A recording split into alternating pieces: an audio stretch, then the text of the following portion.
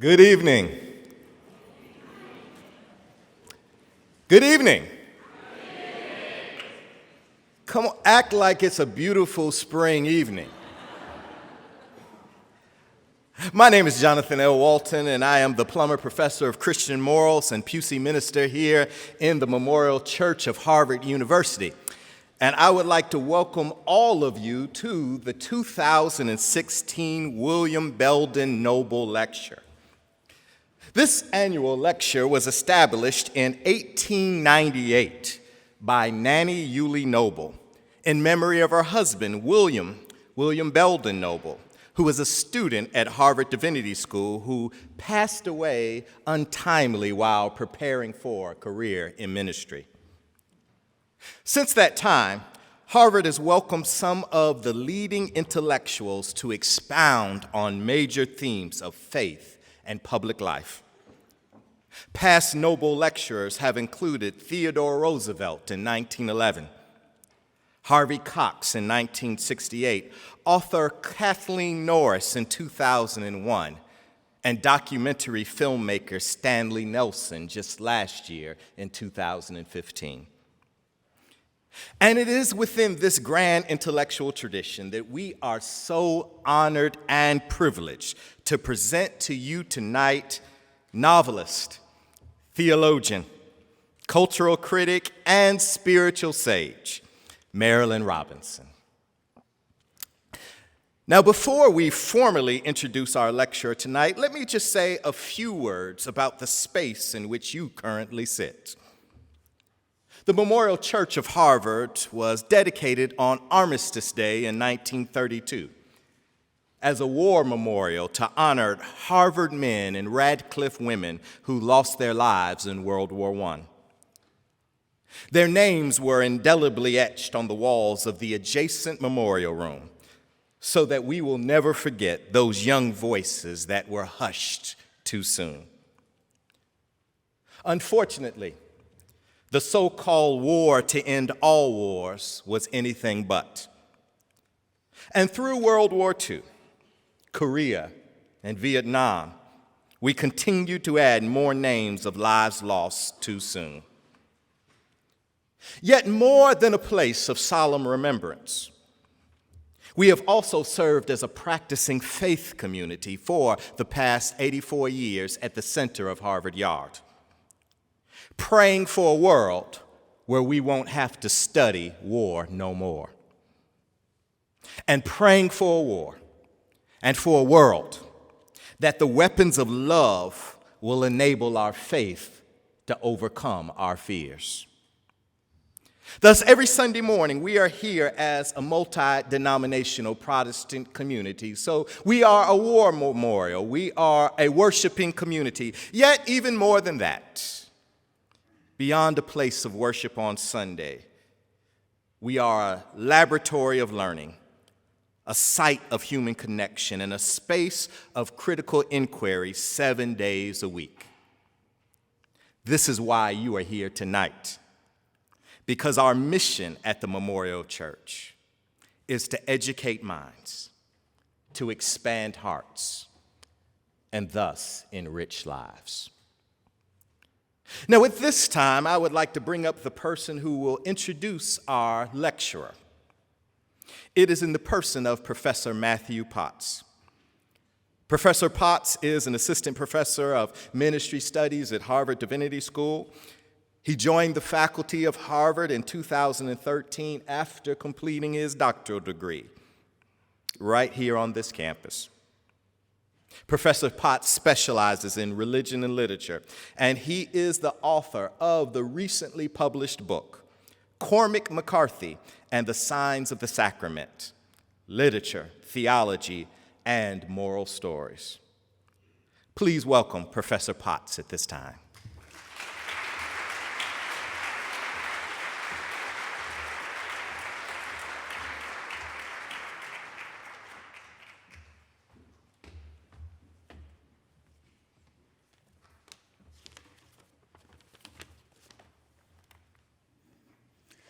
Thank you, Professor Thank you all for being here tonight. It really is my honor and my privilege to introduce to you the F. Wendell Miller Professor of English and Creative Writing at the University of Iowa, Marilynne Robinson, as our noble lecturer this evening. Professor Robinson started her studies at Pembroke College in Providence and took her PhD at the University of Washington, where she wrote about Shakespeare. She's taught widely here in our Commonwealth, at Amherst College and the University of Massachusetts, but most famously, and for several years now, at the University of Iowa. Her teaching has not been limited to her institutional affiliations, though. She's lectured widely at Yale and Oxford and other places, and of course, also now here at Harvard. Were I to list all the institutions from which she has won honorary degrees, I would overstay my welcome.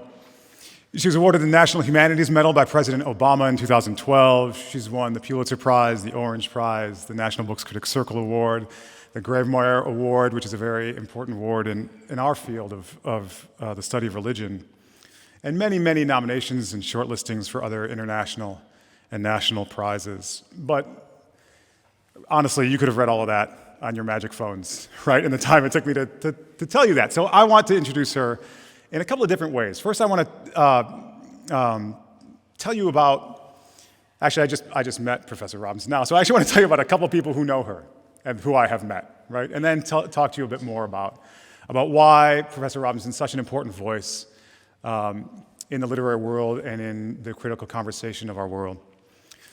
So, a couple of years ago, here at Harvard, Rowan Williams came to speak. Rowan Williams was the 104th Archbishop of Canterbury, and he gave the Tanner Lectures here at Harvard. And I'm an Episcopal priest and a great admirer of Rowan Williams. I think he's a magnificent thinker and a very erudite and careful scholar. And so when he came for these lectures, I wanted to meet him and have him sign a book and all this stuff. And I went up to talk to him after his lecture. And we only spoke for a few minutes. And I'll tell you, within the first 15 seconds, we were talking about Marilynne Robinson. And to be clear, his lecture was not on Marilynne Robinson. It's just what was on his mind at the moment that I walked up. And he spoke about, I guess, that he had invited Professor Robinson to come to Cambridge, the other Cambridge, where he is now master of Magdalen College. He had invited her to come, and she had done some things there, I guess, that I don't remember all the details, frankly, but he just said that he said he was humbled to be in her presence because of the great power of her mind and her talent. And he said that he thought that there was no more important literary voice from America. And then the other person I know who knew Marilynne Robinson, or who I met, I guess, I don't really know Rowan Williams, right, but who I met, who knows Professor Robinson, is a classmate of mine, actually, from here at Harvard. I started studies in ministry here 11 years ago, and one of my classmates is a man named Chris Adrian. And Chris studied at the Iowa Writers' Workshop.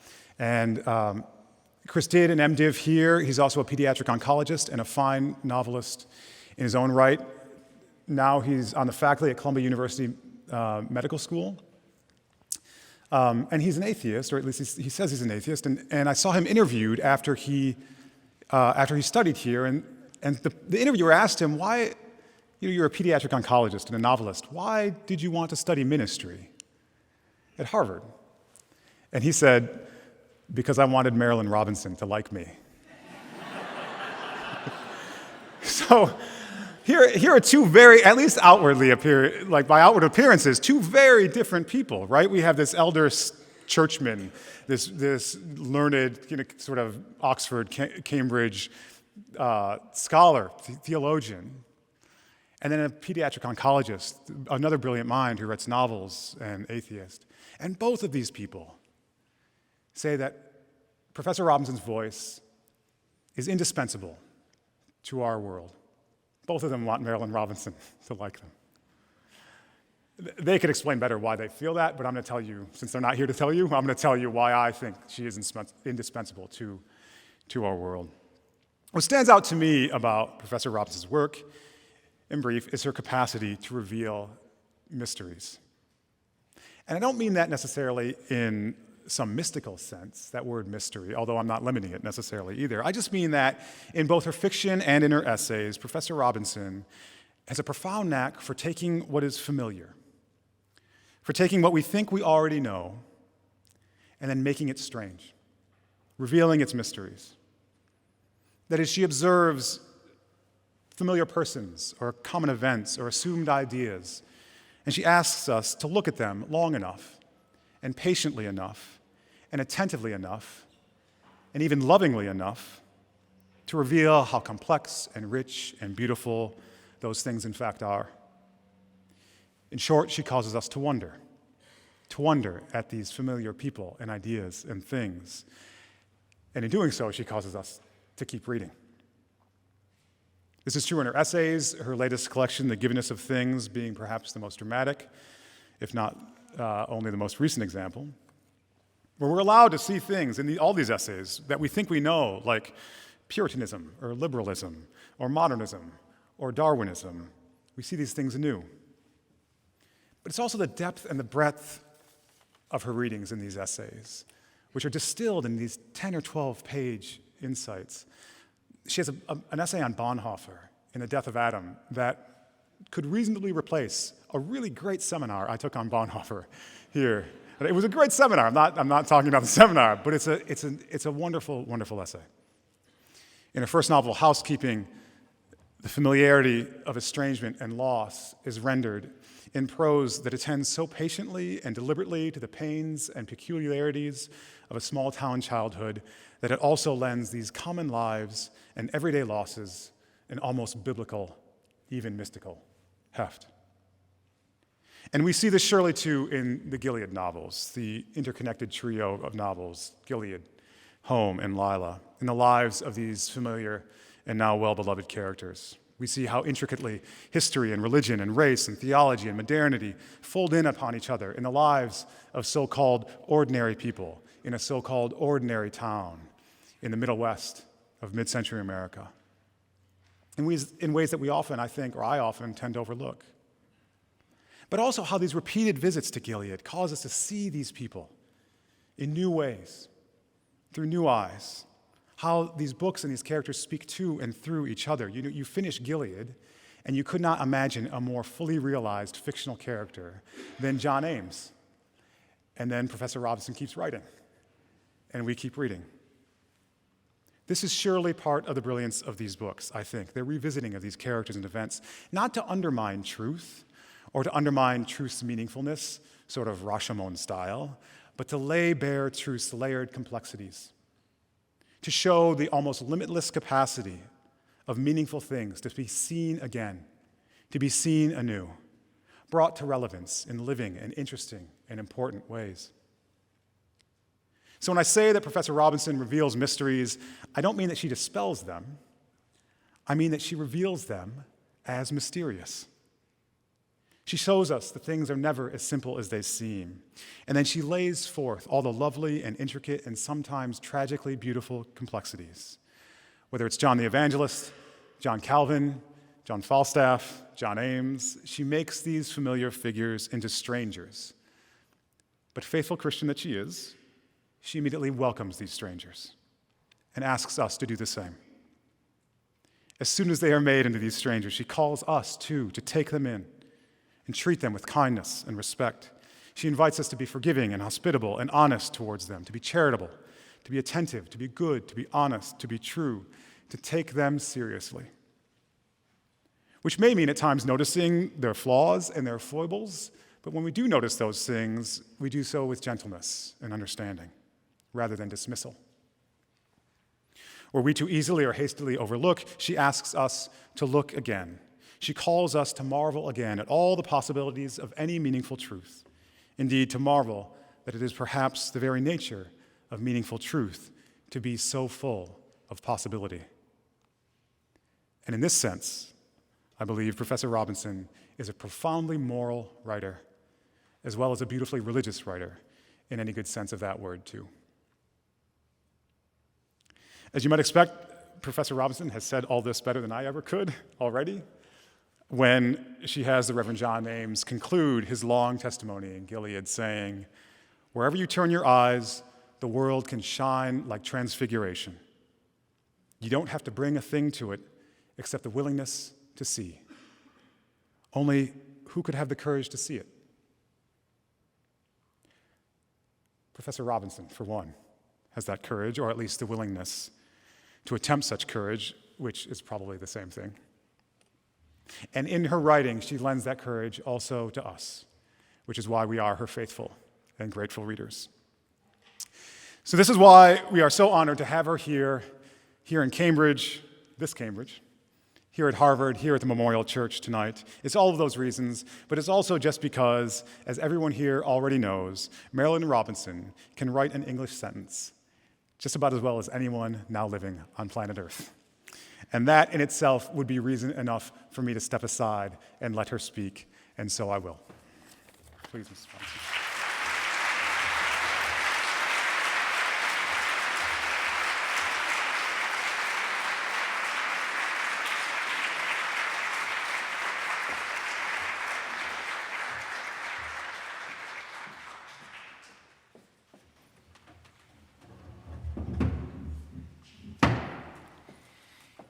To do that so you could see me.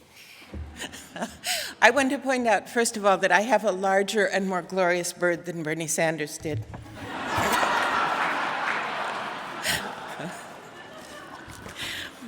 So it's wonderful. It's a great honor and great pleasure to be here.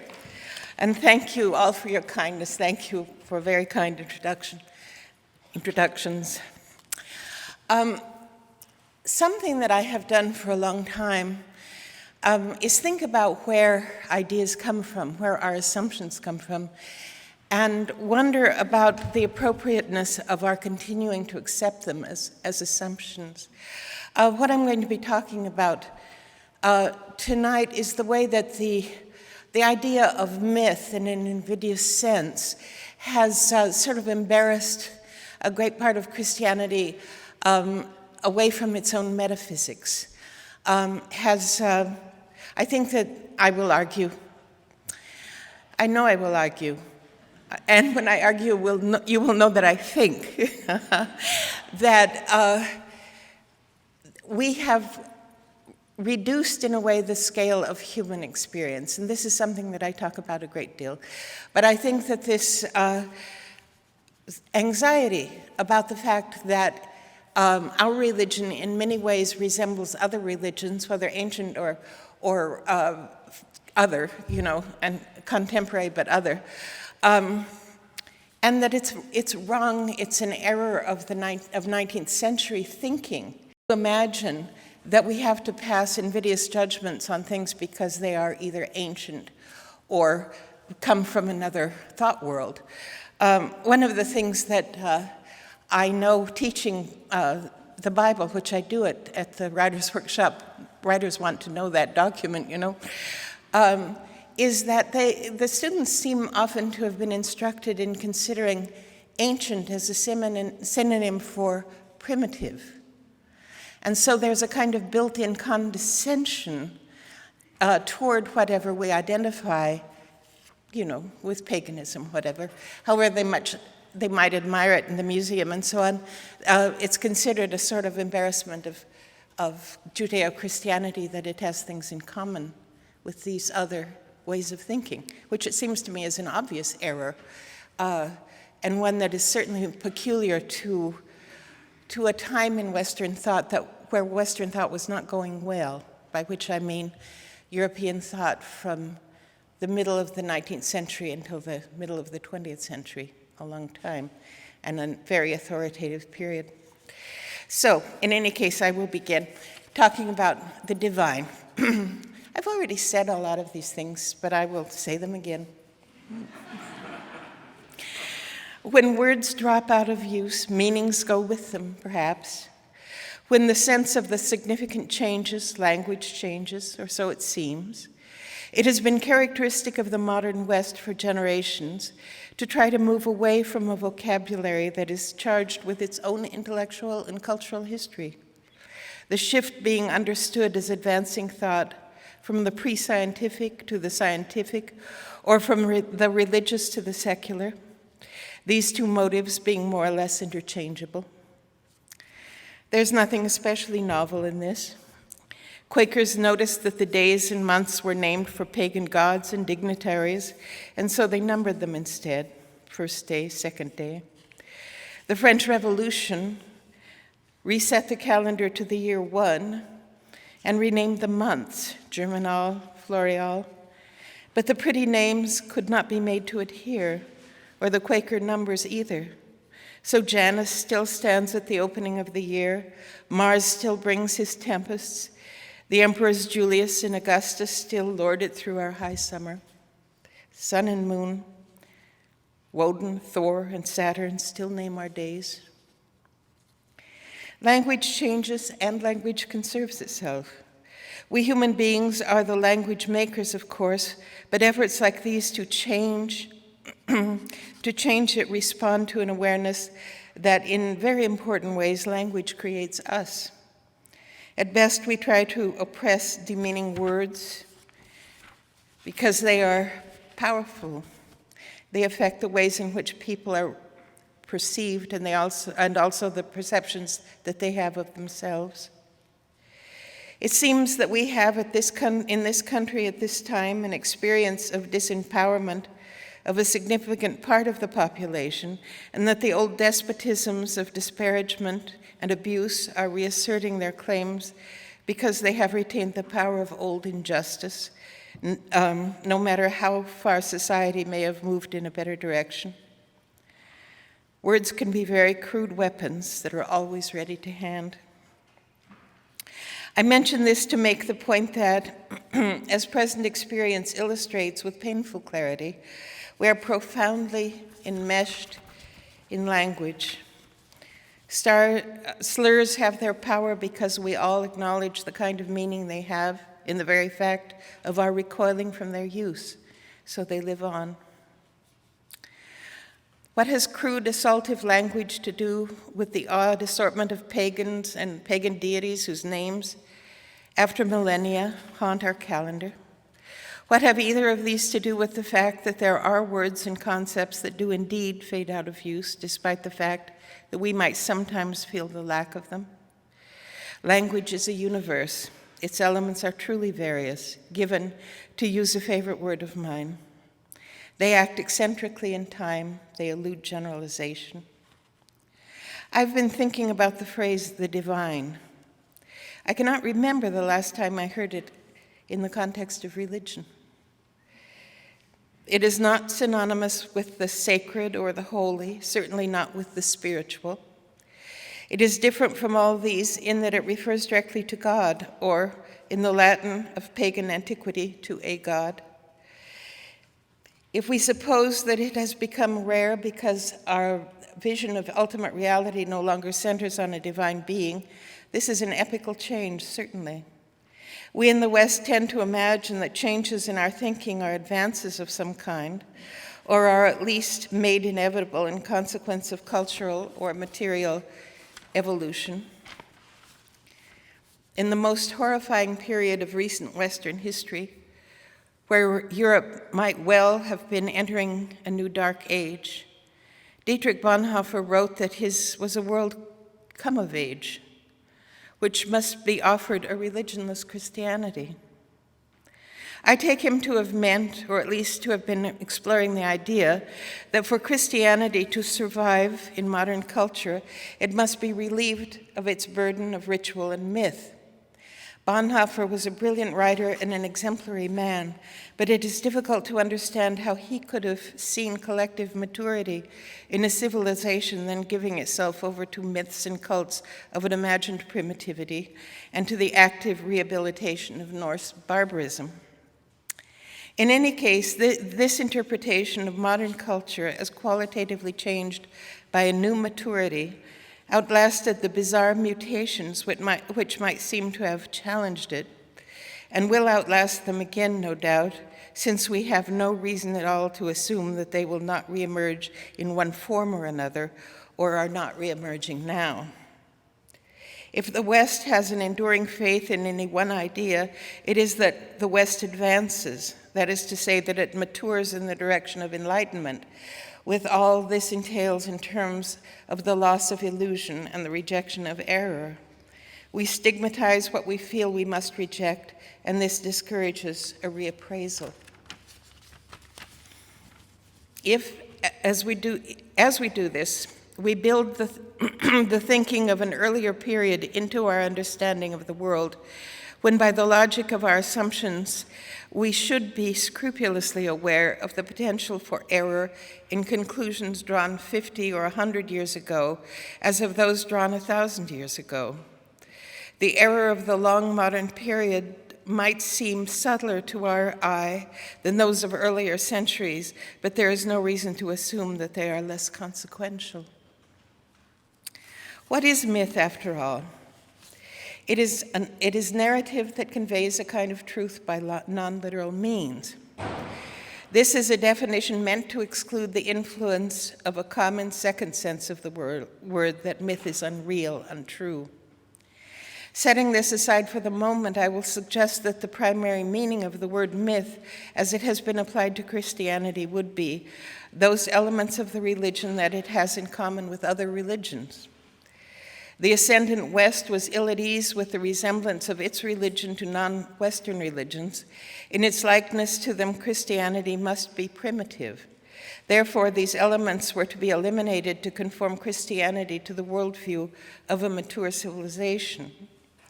If myth or mythos were really thought of as a higher, more complex articulation of truth that is in principle available to being restated in other terms, then there is nothing about it to embarrass or offend the rational mind. If it is the truth it proposes that is rejected, this is another issue entirely in which myth as such is not implicated. Rather, the religion itself is tacitly called into question.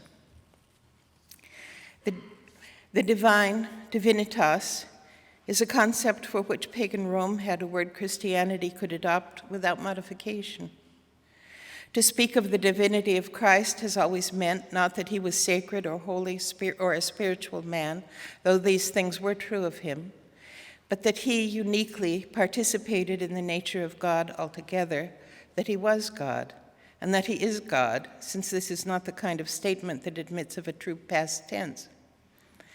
The Incarnation, the Trinity, these are names for things in which divinity, as Christianity has long understood it, is expressed and very tentatively described.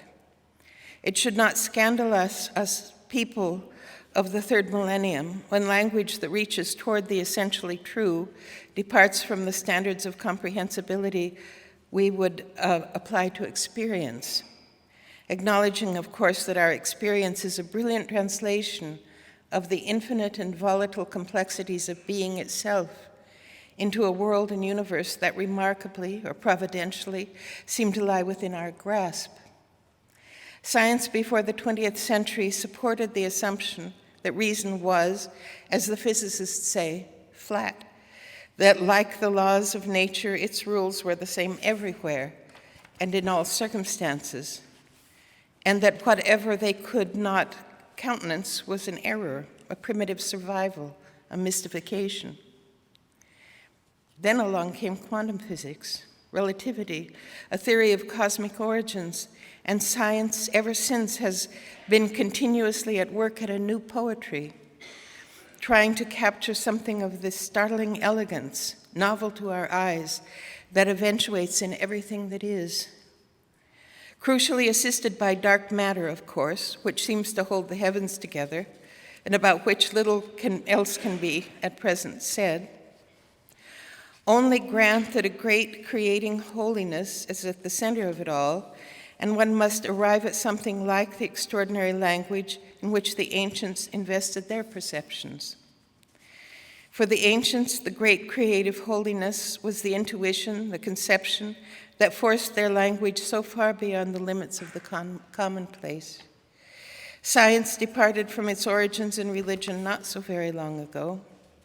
If these two great thought systems are not now once again reaching a place of convergence, the fault lies with religion, which in a fit of defensive panic has abandoned its profoundest insights and has never reclaimed them.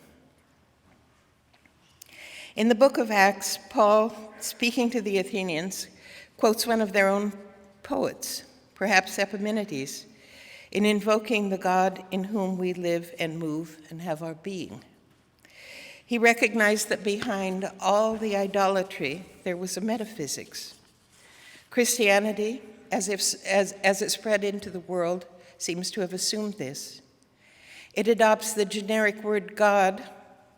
It adopts the generic word for God in the pagan languages, Deus in Latin, God or Gott in Germanic Northern Europe.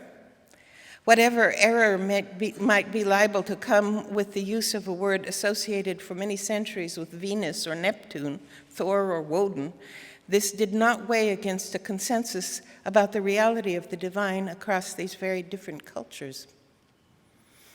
There's a precedent for this in the Bible itself. The first verse of Genesis reads, "In the beginning God created the heavens and the earth." The word God translates very precisely the Hebrew Elohim, a plural form of a generic word for God or gods, angels or powers, in the Semitic languages of the ancient Near East. The name given to Moses at the burning bush, the Tetragrammaton, modifies Elohim in the second creation narrative, but in the first, the word appears without modifier. A respectful reading might see this as reflecting an understanding of the emergence of being as the act of a divine power whose reality is a human intuition as broadly shared as the affinity of languages will allow the text to express. El is the name of the god at the head of the Canaanite pantheon. The God of the Bible is called El in some poetic passages. Many scholars see this as an evidence of syncretism or of a polytheism lurking behind the declared monotheism of the Hebrew Bible. But the analogy to our own use of the word should suggest otherwise. The controversy between science and religion comes down to a familiar question. I should say between atheism and religion. I love science. The controversy between atheism and religion comes down to a familiar question. Is there a God? That is there an intentional power expressed in the existence of things? If the character of this power were to be modified by the name and the traditions surrounding any particular deity, this would not change either the question or the answer, nor would the metaphysical implications of the answer be fundamentally different either way. If Babylonian Marduk is at the center of being, heavens and earth are to be thought of as made from the corpse of a great serpent, and humankind are an afterthought tolerated for their usefulness in building temples and offering sacrifices. If the God the callers call Yahweh is at the center, his creation is good, humankind bear his image, and are the objects of deep attention and care. These are great differences with profound implications, yet secondary in significance to that more basic question whether there is a God, whether reality in itself is or is not of a kind to require an affirmative answer. I do not mean to imply that any sufficient proof can ever be adduced on one side or the other of the question, only that one or the other must be true and must always have been true. Many of the religious among us have abandoned the divine as a concept, attempting to find a compromise position which in the nature of the case doesn't exist. Anthropologists can speak as fluently as theologians of the sacred or the holy or the spiritual, taking them to be an artifact of culture, if nothing else. For these scholars, patterns of behavior are sufficient proof that the terms are appropriate. The divine, by comparison, is a phrase that asserts the existence of a god or gods, that is, of a mode of being not conjured from human fear or hope, but prior to and independent of humankind, and profoundly efficacious, to be understood by tentative analogy to human consciousness, which it utterly transcends. The divine is understood to confer sanctity. It is acknowledged in the authority of the sacred, but cannot be, so to speak, captured by it. All the temples of Zeus and all the statues of him were not to be taken for Zeus himself. Say that this understanding of the divine was very broadly shared in the ancient world. Are these grounds for treating it as myth in any invidious sense? The modern West passed through its period of triumphalism, which has not ended yet, relegating all that was not modern or Western to the status of error, however pretty or interesting it might be in particular instances. Through most of this period, till well into the 20th century, science rejected what much of antiquity knew, which is that the universe had a beginning. The Egyptians, the Babylonians, the Greeks in Hesiod's Theogony, and the ancient Hebrews each tell the tale very differently, which suggests that it arose not from mutual influence, but from the independent intuition of an original act or moment, somehow still palpable after billions of years that had already passed before the ancients began their speculations.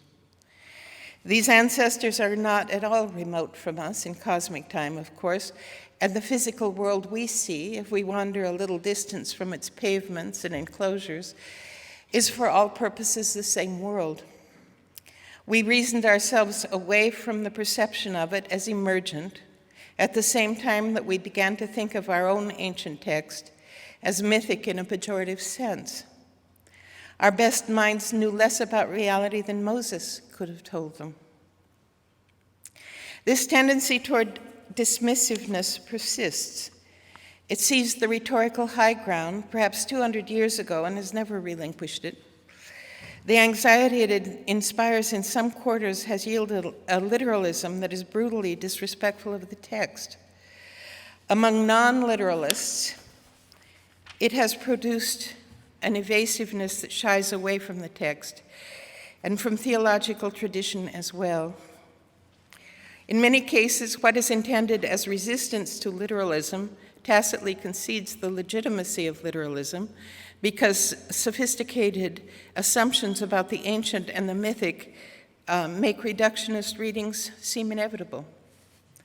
The new atheists, claiming the authority of science, go on about the old man with a white beard seated on a cloud, or they chuckle and scold at the thought of an imaginary friend. The response among the pious has been in some cases to put Adam on a dinosaur, proposing a science of their own. There's little to choose between the two. In both cases, there is a radical rejection of the language of the sublime, that is, of the divine. In neither case is there any conception of the beautiful. Say what one will about religion through the millennia, it has yielded a great bounty of art in every kind. When King Solomon set about building the great temple in Jerusalem where the Lord would put his name, he brought in foreign craftsmen who built something very like the temples of their own gods. Presumably to the eye of Solomon and all Israel, in its sacred architecture, pagan culture could and did make holiness and sublimity of a kind, did evoke holiness and sublimity of a kind appropriate to the temple of the God of Israel. This is the kind of thing that is regularly seen as evidence of syncretism and interpreted as evidence that the whole of the religion of Israel comes together piecemeal from surrounding influences. There is an impulse to debunk in academic writing that is so long established as to be unconscious in many instances. The impulse is only more persistent because it is now taken to be the tone and substance of disinterested scholarship. A correction against the biases of traditional piety, which need not concern itself with biases of its own. And the fact is that Israel lived in a swarming world surrounded by cultural kindred absorbed in their own rituals and myths. They lived in history like any other people.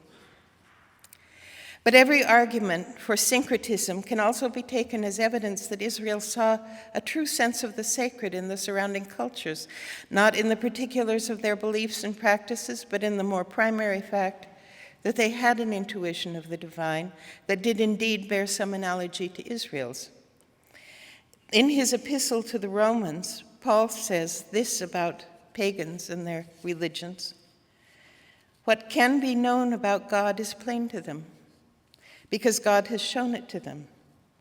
Ever since the creation of the world, his invisible nature, namely his eternal power and deity, has been clearly perceived in the things that have been made. So they are without excuse, for although they knew God, they did not honor him as God or give thanks to him, but they became futile in their thinking, and their senseless minds were darkened. Claiming to be wise, they became fools and exchanged the glory of the immortal God for images resembling mortal man or birds or animals or reptiles. God has shown himself to mankind, end of quote, this is me, not Paul. God has shown himself to mankind plainly in his creation. The pagans know God, but their knowledge of him is warped and distracted by idolatry, worship of the creature rather than the creator. So the main point is established clearly here, that behind all the passionate differences and all the polemics, there is, in however fragmentary form, a shared and true perception of the divine. Time forbids the citing of numerous texts to the same effect to be found in the Hebrew Bible, a natural consequence of its monotheism. The Athenians ask Paul to tell them something new, and he responds by telling them something timeless. He says, God himself gives to all men life and breath and everything. And he quotes from another Greek poet, Aratus, who says of God, for we are indeed his offspring. Seen in this light, the similarities between Israelite and other religions would seem unembarrassed. A recognition and acknowledgement, not proof of cultural or textual pilfering. Above all, there should be no disparagement of implied claims of the religion of Abraham and Moses to immediate and original knowledge of God, when all knowledge of God, insofar as it retains some character of truth, must be immediate and original. God has shown it to humankind in the things that have been made. Let us say that there are grounds for speaking of the divine as mythic. It structures and characterizes reality in the way of myth. It asserts the existence of a being or beings aloof from time, who bears some likeness to humankind. It implants concepts like virtue and transgression so deeply in reality that reality responds to them as part of its own fabric. It is like myth in that it has scale. It refers to duration no human will ever experience. It refers to eternity, thinking past the extreme finitude of birth and death. And it considers the heavens. God only knows what night looked like when the last lamp went out in Babylon or Jerusalem or in Calvin's mountainous Geneva, and the great host of stars, innumerable as the sands of the sea, claimed its place in the firmament. On one hand, since Galileo have worked with passionate diligence to understand and observe the heavens, and what a sight they are, we have looked into Melvillian nurseries and glimpsed the births of stars that came into being many millions of years ago, an odd privilege of our relation to space and time. We do these things that are unimaginable realizations of antiquity's old longing, and there is scarcely a poem or a prayer by way of celebration. It moves us not, great God, I'd rather be a pagan. That's Wordsworth, of course, who need not have wished for more than to be a Christian or a Jew in a place and time where the revelatory character of creation was acknowledged. But he is right, all in all. In the absence of divinity, it is the absence of divinity that dehumanizes nature. There is nothing paradoxical in this thought. Myth brings scale to the narratives that stir the human imagination. Old Marduk, whose loss to the pantheon is not particularly to be lamented, did make one pleasing proof of his standing among the gods of Babylon, who did not at first accept his claim to supremacy. He flung a constellation into being, then made it vanish, then restored it. He did other things less beautiful, which nevertheless yielded Tigris and Euphrates, heaven and earth. The heavens for most of us now are a kind of wearying, ethereal sea that accommodates travel from one coast or continent to another. Its vastness and even its turbulence largely forgettable with good earphones and a movie. Or it is the dumping ground, so to speak, of far more detritus than even its great volume can dilute. We keep an eye on it now to gauge its health, speculating nothing, concluding nothing about humankind from our epic power to decreate. Properly speaking, we are the stuff of myth, and yet we have no language to address the scale of the experience we have, not only as dwellers in a cosmos, but also as creatures whose thoughts naturally inhabit the vastnesses of myth, creation to doomsday, who see our galaxy as a path across the heavens, who spin out new tales of the impossible even while we sleep. A splendid dignity is spread out over all this, whether recognized or not, by the divine, the good and glorious creator and center and substance of it all. The brain is wider than the sky, said Emily Dickinson. We should grant that this is true, a fact thoroughly demonstrated by us after our fashion and by the ancients after theirs. We should recognize that the scale given to reality by what we call myth is uniquely suited in its hyperbolic grandeur to human habitation. If we are frightened by the hubris that may be reflected in this claim, we can humble ourselves with the thought that we have been foolish enough to deny this luminous vastness to ourselves and to one another. Thank you.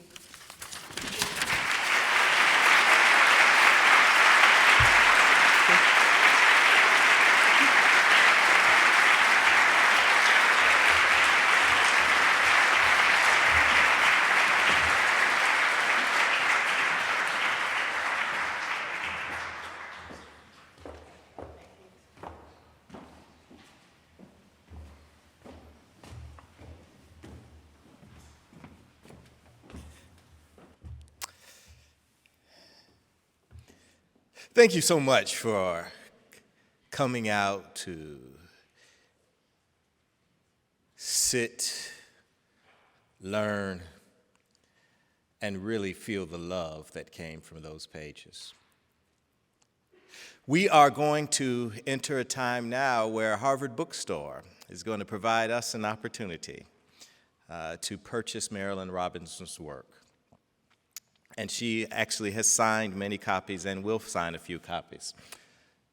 So as I say thank you for coming to join us for this year's 2006 William Belden Noble Lecture, I would like to invite a representative from Harvard Bookstore to come forward to offer us a few directions. Thank you so much for joining us tonight.